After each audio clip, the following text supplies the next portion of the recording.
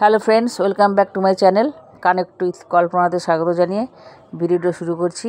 তো তোমরা বলেছিলাম যে তোমাদের আমি মায়াপুর আর নবদ্বীপ গেছিলাম। তো নবদ্বীপের যে তৃতীয় দিন ওখানে আমরা বই কিনতে গেছিলাম, মানে আরও অনেক জিনিস কিনতে গেছিলাম। তো সেগুলো দেখানো হয়নি, শুধু বই দুটোই দেখিয়েছি। ওখানে গামছা, স্কুলের ব্যাগ, সাইড ব্যাগ, তারপরে ঘি, এগুলো ধূপ, এগুলো কেনা হয়েছিল।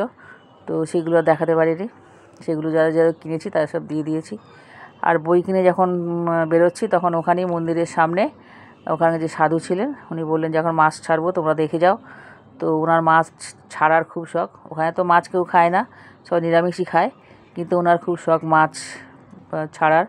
তো ওখানে একটা জায়গায় গর্ত করে সেখানে মাছ ছাড়ার ব্যবস্থা করেছিল। মাছগুলো সকালবেলা গিয়ে বাজার থেকে কিনে এনেছে, নানা রকম কালারফুল মাছ। তো সেইটাই আমাদের দেখা হয় বলে আমাদের ওখানে দাঁড় করিয়েছিলেন। তো দেখো উনি কী সুন্দর বিভিন্ন রকম মাছ কিনে এনে মাছগুলো ছাড়ছেন।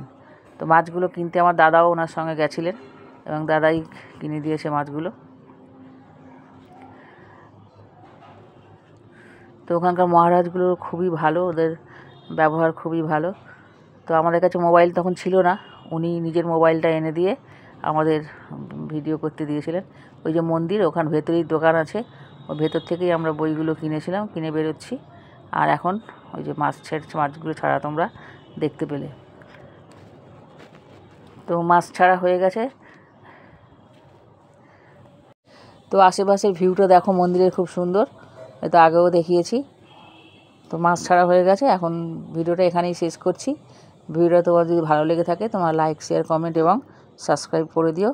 এটা হচ্ছে নবদ্বীপের লাস্ট দিন। পরের ভিডিওতে আবার নিশ্চয়ই দেখা হবে খুব তাড়াতাড়ি।